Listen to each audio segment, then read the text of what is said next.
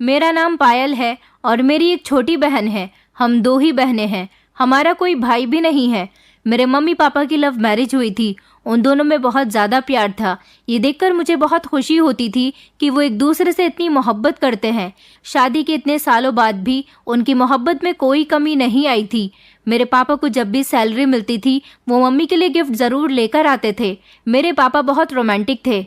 मेरे पापा जिस कॉलेज में पढ़ते थे वहीं मेरी मम्मी पढ़ती थी। उन्हें वहाँ पर मेरी मम्मी से पहली नज़र में ही प्यार हो गया था, लेकिन उन्हें इस प्यार को हासिल करने के लिए बहुत पापड़ बेलने पड़े थे, क्योंकि मम्मी के ख़ानदान में लव मैरिज नहीं होती थी। उनके घर में तो लव मैरिज का नाम लेना भी पाप समझा जाता था। इसलिए पापा के लिए आसान नहीं था अपने प्यार को हासिल करना, लेकिन उन्होंने हिम्मत नहीं हारी। मम्मी से शादी करने की पूरी कोशिश की और वो अपनी इस कोशिश में कामयाब हो गए। पापा ने जब मम्मी को प्रपोज किया तो मम्मी ने साफ साफ मना कर दिया। पापा ने इनकार की वजह पूछी, तब मम्मी ने बताया कि उनके घर में प्यार व्यार का सिस्टम नहीं है, वहाँ पर घर वालों की मर्जी से ही शादियाँ होती है। वो कॉलेज में पढ़ने के लिए भी बहुत मुश्किलों से आई थी। अगर उनके घर वालों को पता चल जाता कि वो किसी लड़की के साथ रिलेशनशिप में हैं, तो उनके घर वाले उनकी पढ़ाई छुड़वाकर किसी भी लड़के से उनकी शादी कर देते। पापा मम्मी की बात सुनकर मायूस हो गए। कुछ दिनों तक उन्होंने मम्मी से बात नहीं की, लेकिन शायद मम्मी को भी पापा पसंद थे, लेकिन वो मजबूर थी। वो अपनी तरफ से हाथ नहीं बढ़ा सकती थी।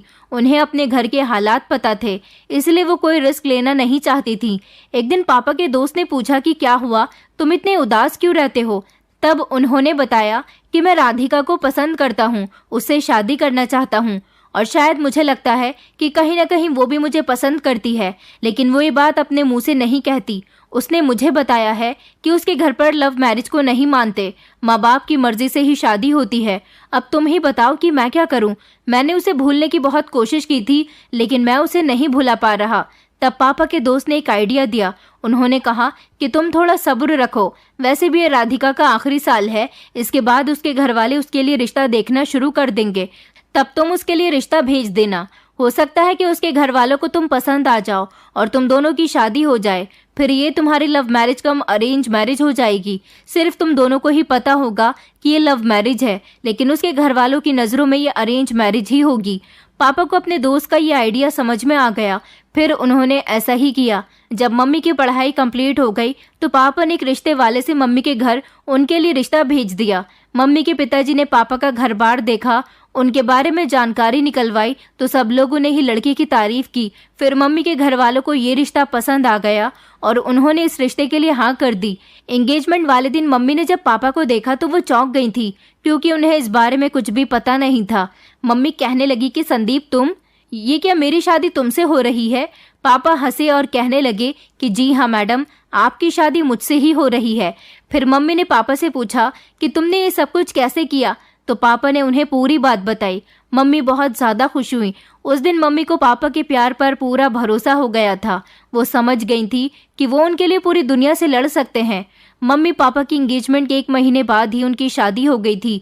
मम्मी पापा के साथ बहुत ज़्यादा खुश थी, लेकिन पता नहीं कैसे मम्मी के घर वालों को पता चल गया था कि मम्मी पापा को पहले से जानती हैं। पापा उन्हीं के कॉलेज में पढ़ते थे। ये सारी बात जानकर उनके घर वालों को बहुत गुस्सा आया। उन्हें ऐसा लगा कि मम्मी ने उन्हें धोखा दिया है। उनके पिताजी बहुत ज़्यादा सख्त थे, इसीलिए उन्होंने मम्मी से सारे रिश्ते ख़त्म कर दिए। मम्मी बहुत ज़्यादा रोई। पापा को भी ऐसा लग रहा था कि उनकी वजह से मम्मी की फैमिली उनसे दूर हो गई, क्योंकि उन्हें तो इस बारे में कुछ भी पता नहीं था। पापा ने मम्मी से माफ़ी मांगी तो मम्मी कहने लगी कि इसमें आपकी कोई गलती नहीं है। फिर कुछ सालों बाद जब उन्हें पता चला कि वो माँ बनने वाली हैं, तो वो बहुत ज़्यादा खुश हुई। जब उन्होंने पापा को बताया तो वो कहने लगे कि अब तुम सब कुछ भूल जाओ, खुश रहने की कोशिश करो। तुम खुश रहोगी तो हमारा बच्चा भी खुश रहेगा। मैं नहीं चाहता कि ऐसे समय में तुम दुखी रहो। वैसे भी तुमने कुछ गलत नहीं किया, तुम्हारे घर वालों को गलतफहमी हुई है। तुम देखना, एक न एक दिन जब उनकी गलतफहमी दूर हो जाएगी तो वो लोग खुद तुमसे मिलने आएंगे। मेरे पापा तो बहुत अच्छे थे, लेकिन उनकी माँ यानी मेरी दादी का बर्ताव मेरी मम्मी के साथ कुछ अच्छा नहीं था। वो अपनी पसंद की लड़की से पापा की शादी करवाना चाहती थी, लेकिन पापा ने अपनी पसंद की लड़की से शादी कर ली थी, इसलिए वो मम्मी से कुछ नाराज सी रहती थी। लेकिन जब उन्हें पता चला कि वो दादी बनने वाली हैं, तो अचानक ही उनका बर्ताव मम्मी के साथ बहुत अच्छा हो गया। वो अब मम्मी को किसी काम को भी हाथ लगाने नहीं देती थी। वो मम्मी की खूब खिदमत करती, उन्हें सलाह देती कि वो आराम करें, फ्रूट्स खाएं, अच्छा अच्छा सोचें, ताकि मेरे पोते पर भी अच्छा असर पड़े। वो जब भी मम्मी से कुछ कहती हमेशा पोते का ही जिक्र करती थी, कभी उनकी जबान पर पोती का नाम नहीं आता था। एक दिन वो मम्मी से कहने लगी कि मुझे पोता ही चाहिए। मेरे बेटे ने अपनी पसंद की बहू लाने का सपना तो मुझे पूरा नहीं करने दिया। अब मेरा सपना है कि मैं अपने गोद में पोते को खिलाऊं। अब तुम मेरा ये सपना पूरा करना, तुम बेटा ही पैदा करना। मम्मी ने कहा कि माँ जी, बेटा या बेटी मेरे हाथ में तो नहीं है, जो भगवान को देना होगा वही देगा। दादी कहने लगी कि अपनी जुबान से शुभ शुभ बोलो, लड़की का नाम अपनी जुबान पर क्यों ला रही हो, मुझे तो पोता ही चाहिए। मम्मी ने जब ये बात पापा को बताई तो पापा कहने लगे कि तुम्हें फिक्र करने की जरूरत नहीं है, माँ की आदत तो तुम जानती हो, हमारे बेटा हो या बेटी, मैं दोनों को एक तरह से ही पालूंगा। मैं कभी भी बेटा और बेटी में फर्क नहीं करूंगा। भगवान जो देगा वो मुझे कबूल होगा। देखते ही देखते 9 महीने कब गुजर गए पता ही नहीं चला और मैं पैदा हो गई थी। मेरे पापा बहुत ज्यादा खुश हुए थे।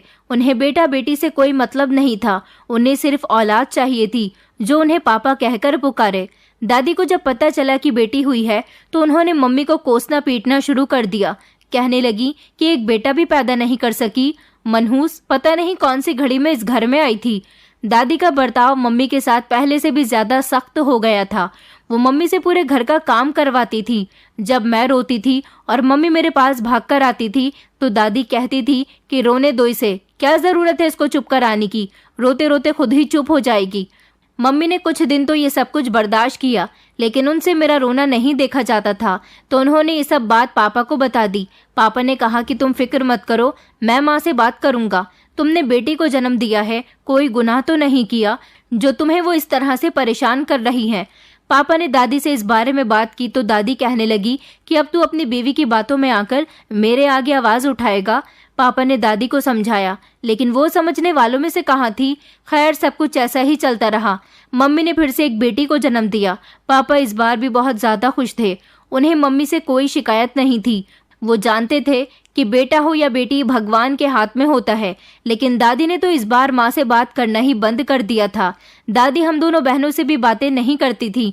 वो हमेशा मुंह बनाकर बैठी रहती थी। अगर हम खेलते तो वो हमें डांटती थी। हम दोनों बहनें उन्हें फूटी आंख नहीं भाते थे। दादी ने साफ साफ कह रखा था कि तुम दोनों मेरे सामने मत आया करो। मैं स्कूल जाती थी। हमारे घर के हालात भी बहुत अच्छे थे। पापा बहुत अच्छी जॉब करते थे। हमारा छोटा सा खुशहाल परिवार था, लेकिन मेरे परिवार पर जो संकट आने वाला था उसकी हमें खबर नहीं थी। हम कितनी बड़ी मुश्किल में पड़ने वाले थे इसका हमें बिल्कुल भी अंदाजा नहीं था। मैं कॉलेज जाने लगी थी। पापा चाहते थे कि मैं पढ़ लिख कर उनका नाम रोशन करूं। पापा हम दोनों बहनों से बहुत ज्यादा प्यार करते थे, लेकिन हमारी जिंदगी में एक तूफान आने वाला था। एक दिन पापा अपने ऑफिस के किसी काम से जा रहे थे, तभी उनकी कार का एक्सीडेंट हो गया। वो बुरी तरह से घायल हो गए। जब तक उन्हें अस्पताल ले जाया गया वो मर चुके थे। जब माँ को ये बात पता चली कि पापा इस दुनिया में नहीं रहे तो माँ जोर जोर से चिल्लाने लगी। वो कहने लगी कि ऐसा नहीं हो सकता। वो रोते रोते बेहोश हो गई। उन्हें पापा की मौत का बहुत बड़ा सदमा लगा था। हम दोनों बहनों के सर से बाप का साया उठ चुका था। कुछ ही पलों में हमारी पूरी दुनिया उजड़ गई थी। मैं और मेरी बहन बहुत ज्यादा रोए थे। मैं तो समझदार थी, लेकिन मेरी बहन अभी छोटी थी। वो स्कूल जाती थी। मेरी पढ़ाई पूरी होने में अभी 2 साल थे। पापा के जाने के बाद कुछ दिनों तक तो हमने जैसे तैसे गुजारा कर लिया, लेकिन अब हमारा कोई सहारा नहीं था। हमारे घर में कोई कमाने वाला नहीं था। दादी को तो हम दोनों पहले से ही बर्दाश्त नहीं होती थी। मम्मी भी उनको पसंद नहीं थी। हमारे घर में राशन खत्म हो गया था। खाने के लिए कुछ भी नहीं बचा था। जब मैंने दादी से कहा कि दादी हमारे पास खाने के लिए कुछ भी नहीं है, आप हमें थोड़े से पैसे दे दें, तो उन्होंने साफ मना कर दिया। कहने लगी कि पैसे क्या पेड़ पर उगते हैं जो मैं तुम्हें ऐसे ही दे दूं। तुम लोग अपना इंतजाम खुद करो। मेरे पास तुम लोगों के लिए फूटी कौड़ी भी नहीं है।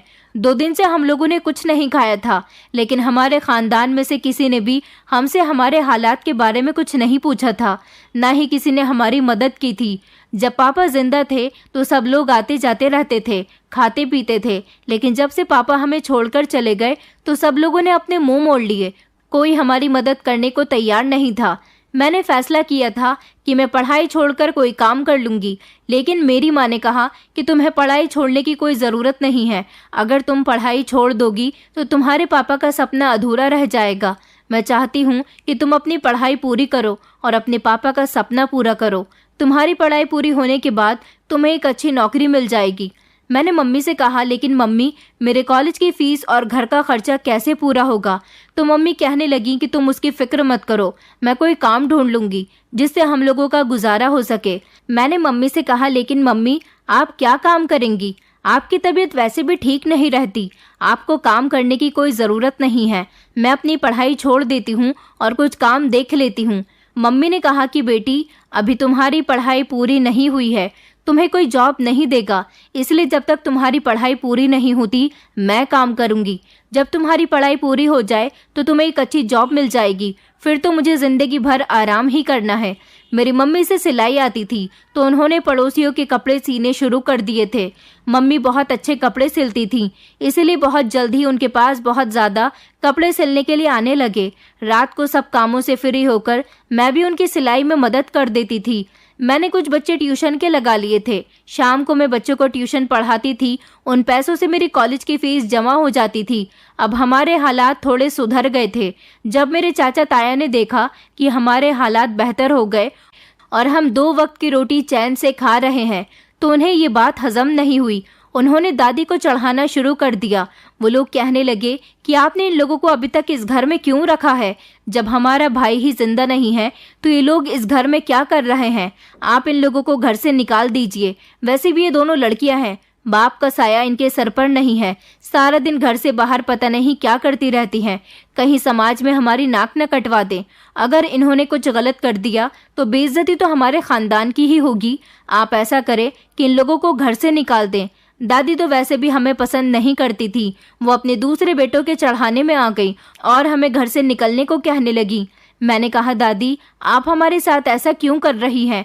आप हमें घर से क्यों निकाल रही हैं? आप अच्छी तरह से जानती हैं कि ये हमारे पापा का घर है, हम आपकी पोती हैं। अगर आपने हमें घर से निकाल दिया तो हम लोग कहाँ जाएंगे? हमारे पास तो सर छुपाने के लिए कोई छत भी नहीं है।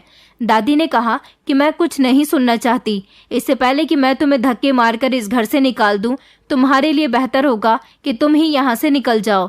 मम्मी कहने लगी कि माँ जी, हम पर थोड़ा तो रहम करिए। मैं अपनी बेटियों को लेकर कहाँ जाऊंगी? मैं आपके बेटे की बीवी हूँ और ये आपके बेटे की औलाद है। कि आपको इनके ऊपर जरा भी तरस नहीं आता? ये आप ही का खून है। दादी कहने लगी कि तुम लोगों से मेरा कोई रिश्ता नहीं है। जब तक मेरा बेटा जिंदा था तो मैं उसके साथ तुम्हें बर्दाश्त कर रही थी, लेकिन अब तुम्हें इस घर से जाना होगा। मैंने दादी को समझाने की बहुत कोशिश की, लेकिन वो कुछ भी सुनने को तैयार नहीं थी। उन्होंने हमें घर से निकाल दिया था। हम लोग बहुत ज्यादा रो रहे थे। हमारे सरों से छत छीन ली गई थी। हम तीनों ने सारी रात सड़क पर गुजारी थी। मुझे बहुत ज्यादा डर लग रहा था, लेकिन मैंने खुद को संभाला और अपनी बहन और माँ को दिलासा दिया। मैंने उनसे कहा कि आप फिक्र मत करिए, भगवान ने जरूर हमारे लिए कुछ अच्छा सोचा होगा। भगवान जो करते हैं वो अच्छा ही करते हैं। मम्मी पापा को याद कर कर कर बहुत ज्यादा रो रही थी। हमें कोई किराए पर घर देने को भी तैयार नहीं था, क्योंकि हमारे पास पैसे नहीं थे। थोड़े बहुत पैसे थे जो मम्मी के पास थे, वो भी दादी ने छीन लिए थे। 2-3 दिन हमने ऐसे ही सड़क पर गुजारी। मम्मी के पास उनकी शादी की अंगूठी थी जो पापा ने उन्हें दी थी। मम्मी ने वो अंगूठी मुझे दी और कहने लगी कि इसे बेच दो। इसे बेचकर हमारे पास थोड़े बहुत पैसे आ जाएंगे, जिससे हम किराए पर घर ले लेंगे। मैं तुम दोनों बेटियों को लेकर ऐसे सड़क पर नहीं रह सकती। मैंने मम्मी से कहा कि ये अंगूठी तो आपके दिल के बहुत करीब है, ये पापा की निशानी है ना, तो फिर आप इसे क्यों बेच रही हैं? मम्मी ने कहा कि मेरे पास कोई और रास्ता नहीं है। मैं अंगूठी को बेचना नहीं चाहती थी, लेकिन मजबूरी है। तुम्हारे पापा की निशानियां तो तुम दोनों हो जो मेरे पास हो। शायद ये अंगूठी उन्होंने मुझे इसलिए दी थी कि बुरे वक्त में हमारे काम आ जाए। तुम्हारे पापा नहीं है, लेकिन वो जहाँ कहीं भी है इस अंगूठी के जरिए हमारी मदद कर रहे हैं। माँ की आंखों में आंसू थे। मैंने उनसे वो अंगूठी ले ली और उसे बेचने चली गई। उस अंगूठी को बेचकर हमारे पास थोड़े से पैसे आ गए थे, जिससे हमने किराए पर एक घर ले लिया था। हमें सर छुपाने के लिए छत तो मिल गई थी, लेकिन पेट भरने के लिए खाना नहीं था। मम्मी ने फिर से अपना पुराना काम शुरू कर दिया था। उन्होंने यहाँ भी कपड़े सीने शुरू कर दिए थे। मेरी पढ़ाई पूरी हो चुकी थी। अब मैं जॉब ढूंढ रही थी, लेकिन यहाँ जॉब मिलना इतना आसान नहीं होता। या तो किसी की सिफारिश चाहिए होती है या फिर रिश्वत, और मेरे पास तो दोनों में से कुछ भी नहीं था।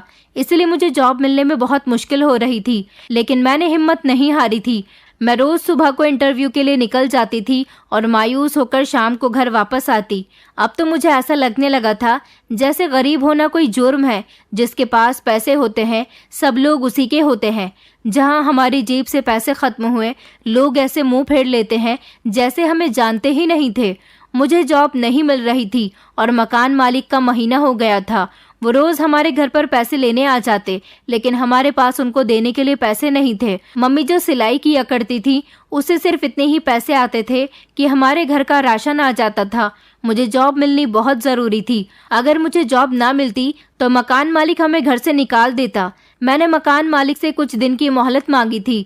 मैंने उनसे कहा था कि मैं जॉब ढूंढ रही हूँ, जैसे ही मुझे जॉब मिल जाएगी तो मैं आपका सारा किराया दे दूंगी। मकान मालिक ने कहा था कि अगर तुमने अगले महीने पैसे नहीं दिए तो तुम लोग ये घर खाली कर देना।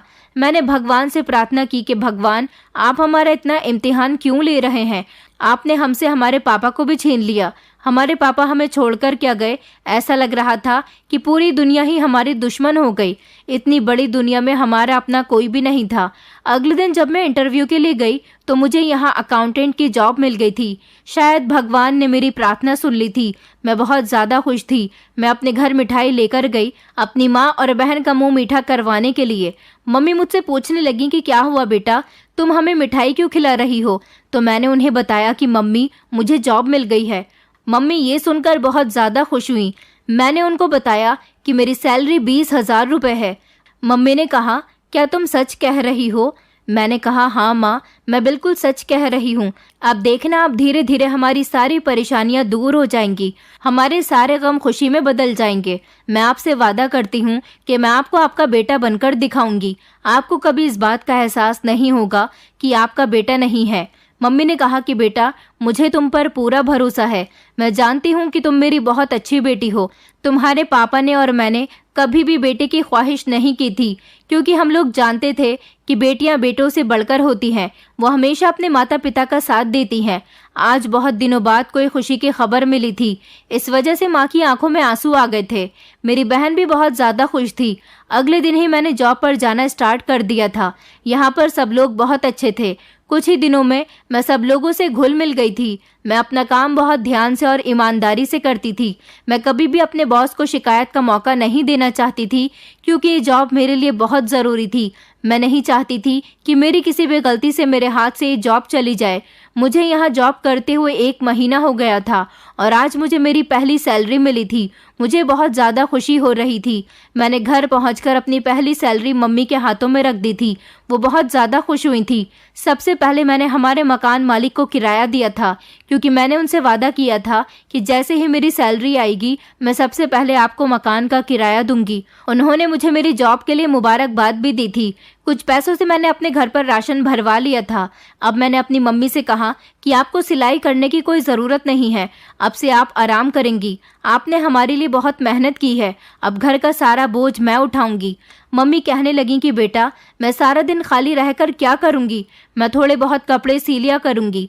मैंने मम्मी से कहा कि कोई ज़रूरत नहीं है, बस मैंने आपसे कहा ना कि अब आप आराम करेंगी, तो अब से आप सिर्फ आराम ही करेंगी। मैं अब आपको और ज़्यादा काम करने नहीं दूंगी। मम्मी ने कहा कि ठीक है बेटा, जैसे तुम्हारी मर्जी। अगर तुम कहती हो तो मैं आज के बाद सिलाई नहीं करूंगी। मैंने अपनी छोटी बहन का एडमिशन भी एक अच्छे कॉलेज में करवा दिया था।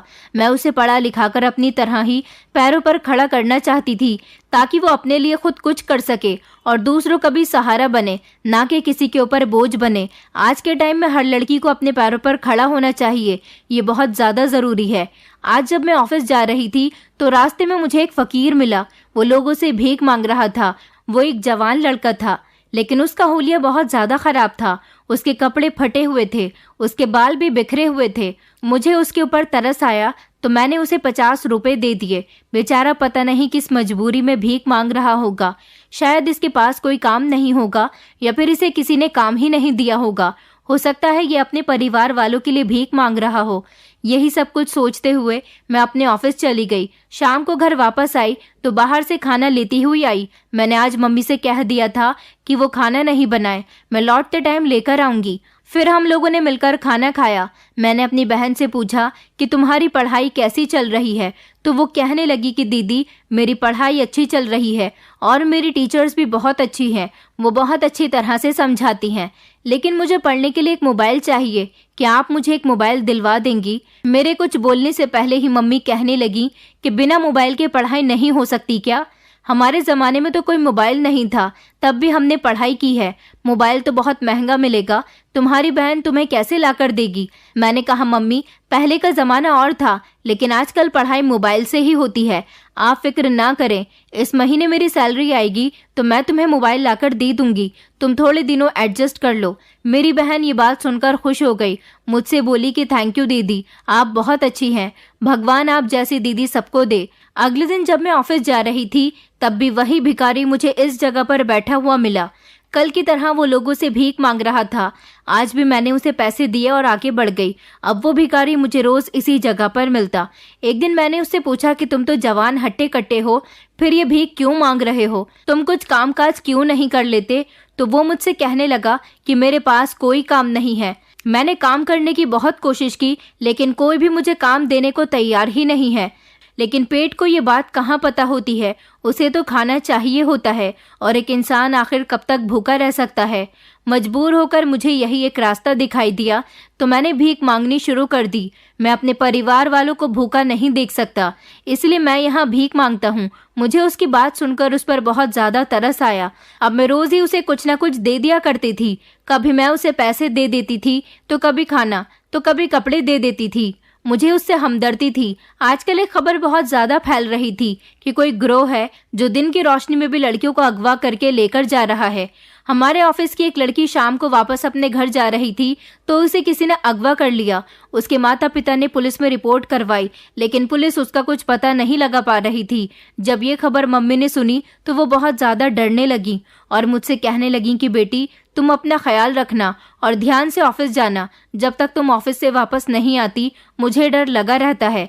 मैंने कहा मम्मी डरने की कोई बात नहीं है, मैं अपना ख्याल रखूंगी, आप फिक्र ना करें। इस बार मुझे जब सैलरी मिली तो मैंने अपनी बहन के लिए मोबाइल खरीदा। जब मैंने उसे मोबाइल दिया तो वो बहुत ज़्यादा खुश हुई और मेरे गले लगकर कहने लगी कि दीदी मेरी सारी दोस्तों के पास मोबाइल था, सिर्फ एक मेरे पास ही नहीं था। मुझे बहुत ज़्यादा बुरा लगता था। अब मैं अपना नया मोबाइल सबको दिखाऊंगी और बताऊंगी कि मेरी दीदी ने लाकर दिया है। मैंने उससे कहा कि बस, लेकिन तुम इसमें सिर्फ पढ़ाई ही करोगी। ऐसा ना हो कि मोबाइल की वजह से तुम्हारा ध्यान पढ़ाई से हटकर किसी और तरफ लग जाए। अगर मैंने तुम्हारी कोई भी शिकायत सुन ली तो मैं ये मोबाइल तुमसे वापस ले लूंगी। मेरी बहन कहने लगी कि नहीं दीदी, आपको मेरी शिकायत नहीं मिलेगी, मुझे आप ही की तरह पढ़ना है और फिर जॉब करनी है। फिर हम लोगों ने बैठकर खाना खाया और फिर मैं सोने के लिए चली गई। मैं लेटे लेटे सोचने लगी कि आखिर ये कौन लोग हैं जो लड़कियों को ऐसे दिन दहाड़े उठाकर ले जा रहे हैं। क्या ये लोग इतने खतरनाक हैं कि पुलिस भी इनके खिलाफ कुछ नहीं कर सकती? यही सोचते सोचते मैं सो गई। सुबह मेरी आंख खुली तो मैंने जल्दी से नाश्ता किया और फिर ऑफिस के लिए निकल गई। ऑफिस जाकर मैंने अपनी कुलीग से इस बारे में पूछा तो उसने मुझे बताया कि अभी तक उसका कुछ पता नहीं चला। मेरे ऑफिस का ही एक लड़का बताने लगा कि मैंने सुना है कि ये लोग लड़कियों को विदेश ले जाते हैं और वहाँ उनसे गलत काम करवाते हैं। ये बहुत खतरनाक लोग हैं। अगर कोई भी लड़की उनके चंगुल में फंस जाती है तो उसका निकलना नामुमकिन होता है और कुछ पुलिस वाले तो इन लोगों के साथ मिले होते हैं। तभी तो इन लोगों की इतनी हिम्मत बढ़ी हुई है। बड़े बड़े लोग इस प्लान में शामिल होते हैं। मैंने उसे कहा कि तुम तो मुझे डरा रहे हो, तो वो कहने लगा कि नहीं, मैं सिर्फ तुम्हें आगाह कर रहा हूँ। तुम अकेली ही ऑफिस आती जाती हो और तुम्हारा घर भी काफ़ी दूर है, इसलिए तुम अपनी हिफाजत करना, किसी भी अजनबी पर भरोसा मत करना, यही तुम्हारे लिए बेहतर रहेगा। मैंने कहा कि ठीक है, चलो अब काम करते हैं, बहुत बातें हो गई, कहीं ऐसा ना हो कि बॉस हमें काम से ही निकाल दे। फिर हम दोनों अपने अपने काम करने लगे। शाम को मैं ऑफिस से घर वापस जा रही थी। मुझे घर जाते हुए अजीब सा डर लग रहा था। अब मुझे उस भिखारी से भी डर लगने लगा था, क्योंकि वो भी तो एक लड़का ही था। हो सकता है कि वो भी इस ग्रुप में शामिल हो। अब मैं उस भिखारी से बचकर ही निकलती थी, क्योंकि मैं उस भिखारी पर भी भरोसा नहीं कर सकती थी। अगर मुझे कुछ हो जाता तो मेरी माँ और बहन का क्या होता। मुझे ये जॉब करते करते 1 साल हो गया था। अब हमारे घर के हालात भी कुछ सुधर गए थे। हम अच्छा खाते पीते थे, अच्छा पहनते थे। अब मैंने सोचा था कि मैं कुछ सेविंग करके अपना घर ले लेती हूँ, ताकि हर महीने के किराए के झंझट से बच सकें। इसलिए मैं थोड़े थोड़े पैसे सेव कर रही थी। आज जब मैं ऑफिस जा रही थी तो वो भिखारी वहीं बैठा था। मुझे देखकर मुस्कुराने लगा, लेकिन मैंने उससे नजरें चुरा ली और जल्दी से उसके पास से गुजर गई। शाम को जब मैं घर लौट रही थी तो सड़क पर कोई भी नहीं था। मैं आधे रास्ते पर आ गई थी, तभी एक गाड़ी मेरे पास आकर रुकी। उस गाड़ी में एक आदमी बैठा था। मैं बहुत ज्यादा डर गई।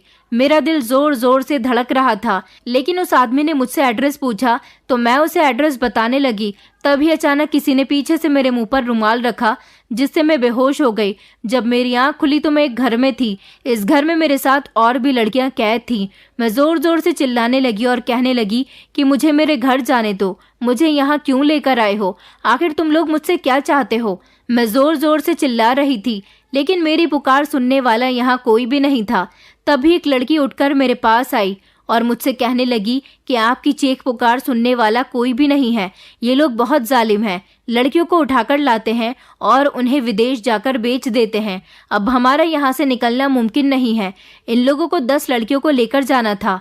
हम 9 लड़कियां तो उनके पास थे, एक तुम आ गई। अब पूरी 10 हो गई हैं। अब हमें ये लोग जल्दी ही विदेश लेकर चले जाएंगे। हम कुछ नहीं कर सकते। यहाँ कोई भी हमारी मदद करने नहीं आएगा। जब हम यहाँ आए थे तो तुम्हारी तरह ही रो रहे थे, चीख रहे थे। चीख चीख कर हमारा गला सूख गया, लेकिन यहाँ कोई नहीं आया तो हम लोग खुद ही खामोश हो गए। मैं बहुत ज़्यादा रो रही थी और अपनी मम्मी और बहन के बारे में सोच रही थी। अगर मैं घर वापस नहीं गई तो उन लोगों का क्या हाल होगा? वो लोग तो बहुत ज़्यादा परेशान होंगे। हमारा तो कोई है भी नहीं जो उनकी मदद कर सके। पता नहीं वो लोग क्या करेंगे। यही सोच सोच कर मैं रोई जा रही थी। तभी एक आदमी आया। वो खाने की प्लेट लेकर आया था। उसने सबको खाना दिया और कहने लगा कि ये खा लो, फिर हमें निकलना है। ये सुनकर मेरे रोंगटे खड़े हो गए। सब लड़कियों ने वो खाना खा लिया, लेकिन मैंने वो खाना नहीं खाया था। 1 घंटे बाद वो आदमी दोबारा से आया। जब उसने देखा कि मैंने खाना नहीं खाया तो मुझसे कहने लगा कि क्या बात, तुम्हें भूख नहीं लगती? मैंने उससे कहा कि तुम लोग हमें कहाँ लेकर जाना चाहते हो? तो वो कहने लगा कि तुम्हें पता चल जाएगा कि तुम कहाँ जाओगी। फिलहाल तो तुम खाना खा लो। मैंने कहा कि मुझे खाना नहीं खाना। तो उसने मेरे मुंह पर एक जोरदार थप्पड़ मार दिया और बोला कि खाना खाती हो या नहीं। मैंने कहा कि मुझे खाना नहीं खाना। तो उसने मुझ पर बंदूक तान दी और कहने लगा कि खाना खाओ, वरना मैं तुम्हें गोली मार दूंगा। मैं बंदूक देखकर बहुत ज्यादा डर गई थी। मैंने कहा कि ठीक है, मैं खाना खाती हूँ, तुम बंदूक नीचे करो। वो वहीं पर बैठ गया जब तक मैंने पूरा खाना नहीं खा लिया। जैसे ही मैंने खाना खाया वो वापस चला गया। खाना खाने के कुछ देर बाद ही मुझे चक्कर आने लगे और मैं बेहोश हो गई। जब मेरी आंख खुली तो मैंने खुद को किसी और जगह पर पाया। वहाँ के लोग अलग ही तरह के लोग थे। मैं कहाँ आ गई थी? मैंने अपने दिमाग पर जोर दिया। शायद ये कोई और ही देश था। वो लोग किसी और भाषा में बात कर रहे थे। मेरे सामने वही आदमी खड़ा था जिसने मुझसे एड्रेस पूछा था। अब मैं समझ गई थी कि उस खाने में नशा मिला हुआ था, ताकि ये लोग हमें आसानी से यहाँ पर लेकर आ जाएं। और ये नशा सिर्फ मेरे खाने में ही मिलाया गया था, क्योंकि और लड़कियां तो हिम्मत हार गई थी। मैं अकेली ही थी जो शोर मचाती और उनके चंगुल से निकलने की कोशिश करती। इसलिए इन्होंने मुझे बेहोश कर दिया था और यहाँ लेकर आ गए थे। मैंने गौर से इधर उधर देखा तो मुझे मालूम हुआ कि हम लोग दुबई एयरपोर्ट पर थे। मुझे अपनी किस्मत पर बहुत ज़्यादा रोना आ रहा था। अभी अभी तो हमारे हालात सुधरने शुरू हुए थे और अब मैं किस जाल में फंस गई थी। मैं खुद को यहाँ से कैसे निकालूंगी? और अगर मैं यहाँ से नहीं निकल पाई तो मेरे पीछे से मेरी मम्मी और बहन का क्या होगा? यही सोच सोच कर मैं परेशान हो रही थी। इन लोगों ने मुझ पर कड़ी नज़र रखी हुई थी। जैसे ही वो आदमी इधर उधर हुआ, मेरे पास कोई लड़का आया। उसका चेहरा कवर था। वो मेरे पास आकर बैठ गया। उसने मुझसे हिंदी में बात की थी। मैं हैरानी से मुड़ी और उसे देखने लगी। उसने कहा, मेरी तरफ मत देखो, बस मेरी बात को गौर से सुनो और जैसा मैं कहता हूँ वैसा ही करो। मैं आगे देखने लगी और उसकी बात सुनने लगी तो उसने मुझसे कहा कि अगर तुम यहाँ से निकलना चाहती हो तो मुझसे ये कील लेकर सामने सीट पर लगे बटन के अंदर डाल दो, ताकि तुम्हें और बाकी लड़कियों को इन लोगों से बचाया जा सके। मैंने बिना सोचे समझे वो कील बटन में डाल दी। फिर एक जोरदार धमाके से एयरपोर्ट गूंज उठा था। वो सिर्फ एक धमाका था जो लोगों का ध्यान बटाने के लिए गैसेस के मिक्सचर से बनाया जाता है। इसी बीच किसी ने मेरा हाथ पकड़ा और मुझे लेकर भाग गया। उसके बाद हमारे पास एक गाड़ी रुकी थी, वो मुझे उसमें बैठाकर खुद भी बैठ गया। धुएं की वजह से मैं बराबर खांस रही थी। उसने मुझे पानी दिया, मैंने पानी पिया और सर उठाकर उसे देखा तो वो मुझे जाना पहचाना लगा। मैं गौर से उसे देखने लगी। गौर से देखने पर पता चला कि वो कोई और नहीं बल्कि वही भिखारी था जो रास्ते में रोज मुझे मिलता था, लेकिन आज उसका हुलिया बिल्कुल बदला हुआ था। लेकिन मैं उसे पहचान गई थी, क्योंकि जब से मैंने ऑफिस जाना शुरू किया था मैं हर रोज ही उसे देख रही थी। मुझे देखकर वो मुस्कुराने लगा। मैंने उससे पूछा कि तुम यहाँ कैसे? तुम तो एक भिखारी हो, लोगों से भीख मांगकर अपना और अपने परिवार वालों का पेट पालते हो, तो फिर तुम यहाँ कैसे? तब उसने मुझे बताया कि वो एक क्राइम इन्वेस्टिगेशन डिपार्टमेंट से है और वहाँ एक मिशन पूरा करने के लिए भिखारी के भेष में बैठता था। उसका मिशन इस ग्रोह को पकड़ना था जो लड़कियों को अगवा करके विदेश में ले जाकर उनका सौदा करते हैं और उनसे गलत काम करवाते हैं। ये लोग बहुत टाइम से हमारी आंखों में धूल झोंककर लड़कियों को ले जा रहे थे, लेकिन इस बार इनको हर हाल में पकड़ना था। इसलिए इन लोगों पर मैं वहां बैठकर कड़ी नजर रखता था। मुझे खबर मिली कि ये तुम्हें उठाकर ले गए और विदेश जाने वाले हैं, तो मैं तुम्हें और बाकी लड़कियों को बचाने के लिए यहाँ आ गया। लेकिन तुम्हें कैसे पता चला कि हम लोग यहाँ हैं? तब उसने मुझे बताया कि मेरा आदमी इन्हीं लोगों के ग्रुप में है। वो मुझे इनकी सारी खबरें देता था। मैंने उससे कहा, अगर तुम मुझे नहीं बचाते तो पता नहीं मेरी माँ और बहन का क्या होता। तुम प्लीज जल्दी से मुझे मेरे घर छोड़ दो, पता नहीं उनकी क्या हालत होगी। उस लड़के ने मुझसे कहा कि ठीक है, मैं तुम्हें तुम्हारे घर छोड़ देता हूँ। फिर उसने मुझे मेरे घर छोड़ दिया। मेरी माँ और बहन मुझे देखकर मेरे गले लग गईं और बहुत ज़्यादा रोने लगी। उनकी हालत बहुत ज़्यादा ख़राब थी। वो मुझसे कहने लगी कि बेटी, तुम कहाँ चली गई थी? हमने पुलिस स्टेशन में भी तुम्हारी रिपोर्ट लिखवाई थी, लेकिन उन लोगों ने भी कोई उम्मीद नहीं दिलाई। हम तो बहुत ज़्यादा परेशान हो गए थे। तब मैंने मम्मी को पूरा किस्सा बताया। वो मुझसे कहने लगी कि आज के बाद तुम्हें जॉब पर जाने की कोई ज़रूरत नहीं है, हम भूखे रह लेंगे, लेकिन तुम्हें नहीं खो सकते। मैंने उन्हें बताया कि मम्मी, अब टेंशन लेने की ज़रूरत नहीं है। जो गिरोह ये काम करता था वो पकड़ा जा चुका है और एक इंस्पेक्टर ने ही मुझे बचाया है। मेरे ऑफिस में भी ये बात पता चल गई थी। मेरी तबीयत कुछ ठीक नहीं थी, इसलिए मैंने 2-3 दिन घर पर आराम किया, फिर ऑफिस जाने लगी। और जब मैं ऑफिस गई तो मेरे कलीग्स ने मेरे हालचाल पूछे। उन्होंने मुझसे पूछा कि मैं कैसे बची, तो मैंने उन्हें पूरी बात बताई। अब जब मैं ऑफिस जाती थी तो वो भिखारी मुझे वहाँ नहीं मिलता था, क्योंकि उसका मिशन पूरा हो गया था। लेकिन शायद मुझे उस लड़के की आदत हो गई थी। जब वो मुझे नहीं मिलता था तो मुझे बहुत ज़्यादा अजीब सा लगता था। मैं उसके बारे में सोचने लगी थी। मैं सोच रही थी कि पता नहीं उसका क्या नाम है। मैंने उसे नाम तक नहीं पूछा। एक दिन ऑफिस से घर लौट रही थी कि रास्ते में मुझे वही लड़का मिला। वो मुझसे कहने लगा कि मैं तुम्हें घर छोड़ दूं। मैंने कहा कि नहीं, मैं चली जाऊंगी, लेकिन उसने कहा कि मैं तुम्हें किडनैप करके नहीं लेकर जा रहा हूं, तुम्हें तुम्हारे घर पर ही छोड़ूंगा, तुम बेफिक्र होकर मेरे साथ जा सकती हो। मैंने मुस्कुराकर उससे कहा कि तुम मुझे कहाँ लेकर जाओगे, तुमने तो मुझे इतनी बड़ी मुसीबत से निकाला है। मैं ये कहकर उसकी गाड़ी में बैठ गई। मैंने उससे पूछा कि मैं आपका नाम पूछना तो भूल ही गई थी, आपका क्या नाम है? तो उसने मुझे बताया कि मेरा नाम आरव है। उसने मुझसे कहा कि तुम मुझसे शादी करोगी? उसका सवाल सुनकर मैं उसे देखने लगी। उसने मुझसे दोबारा कहा कि क्या हुआ, मैं तुम्हें पसंद नहीं हूँ? देखो, मैं कोई भिखारी नहीं हूँ, मेरी अच्छी खासी जॉब है, मैं अच्छा कमाता हूँ, मेरी फैमिली है, तुम मेरे साथ बहुत खुश रहोगी। मैंने कहा ऐसी बात नहीं है, मुझे उम्मीद नहीं थी कि आप मुझसे ये सवाल करेंगे। तो वो मुझसे कहने लगा कि आपको किस चीज़ की उम्मीद थी? मैंने उसे देखकर मुस्कुरा दिया। फिर मैंने उससे कहा कि मेरे ऊपर मेरी मम्मी और छोटी बहन की जिम्मेदारी है, मैं अभी शादी नहीं कर सकती, मुझे अपनी बहन को पढ़ाना लिखाना है। तो वो कहने लगा कि मैंने तुमसे मना कब किया है? मैं तुमसे शादी करने को कह रहा हूँ, मैं ये नहीं कह रहा कि तुम अपनी जिम्मेदारियां छोड़कर मेरे साथ शादी करो। जैसे तुम अब अपनी जिम्मेदारियां उठा रही हो, वैसे ही शादी के बाद भी अपनी जिम्मेदारी पूरी करना। मैं कभी तुम्हें इस चीज़ के लिए नहीं रोकूंगा, बल्कि शादी के बाद तुम्हारी मम्मी और बहन हमारे साथ हमारे घर में ही रह लेंगे। अब तो तुम मुझसे शादी करने के लिए तैयार हो। मैंने उससे कहा कि आप मुझसे ही शादी करना क्यों चाहते हैं? तो वो कहने लगा कि मैं तुम्हें रोज ऑफिस जाता हुआ देखता था, तुम रोज मेरे लिए कुछ न कुछ लेकर आती थी, कभी मुझे खाना देती तो कभी कपड़े तो कभी पैसे। तुम जितनी खूबसूरत हो उससे ज्यादा खूबसूरत तुम्हारा दिल है। तुम किसी को मुसीबत में नहीं देख सकती। बस तुम्हारी यही खूबी देखकर मुझे तुमसे मोहब्बत हो गई, इसीलिए मैं तुमसे शादी करना चाहता हूँ। मैं जानता हूँ कि तुम एक अच्छी पत्नी साबित होगी। मैं शर्माकर नीचे देखने लगी। मैंने उससे कहा कि ठीक है, आप अपने परिवार वालों को भेज देना, वो मेरी मम्मी से बात कर लेंगे। फिर उसने मुझे घर पर छोड़ दिया और मैं घर आ गई। मम्मी को मेरे चेहरे पर मुस्कुराहट दिख रही थी तो वो मुझसे कहने लगी कि क्या हुआ, आज मेरी बेटी बहुत ज़्यादा खुश लग रही है। मैंने मम्मी से कहा कि आपको कैसे पता चला? तो मम्मी कहने लगी कि बेटा, मैं तुम्हारी माँ हूँ, मुझे कैसे पता नहीं चलेगा। तो मैंने मम्मी को आरव के बारे में सब कुछ बता दिया। मम्मी आरव के बारे में जानकर बहुत खुश हुई। मम्मी मुझसे कहने लगी कि तुमने बहुत अच्छा फैसला किया, मैं खुद यही चाहती थी कि तुम अब शादी करके सेटल हो जाओ। तुम कब तक हमारी जिम्मेदारी उठाती रहोगी? तो मैं मम्मी से कहने लगी कि मैंने शादी का फैसला किया है, लेकिन आप लोगों की जिम्मेदारी से मैं कभी भी नहीं भागूंगी। मैं हमेशा आपका ख्याल रखूंगी और छोटी को पढ़ाऊंगी लिखाऊंगी। मैंने आरव से साफ साफ बात कर ली है और वो राजी है, बल्कि उसने तो ये कहा है कि आप दोनों शादी के बाद हमारे साथ हमारे घर में ही रहेंगे। मम्मी कहने लगी कि बेटा ऐसा नहीं होता, तुम अभी ना समझो, ये सारी बातें तुम नहीं जानती, हम तुम्हारे साथ नहीं रह सकते।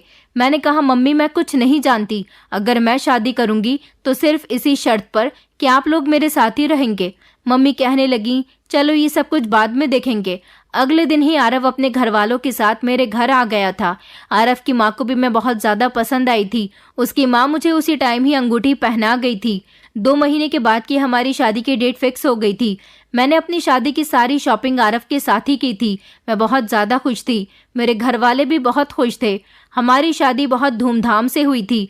मैं आरव की दुल्हन बनकर उसके घर में आ गई थी। मैंने ऑफिस से शादी के लिए कुछ दिन की लीव ले ली थी। शादी के बाद हम बहुत ज़्यादा खुश थे।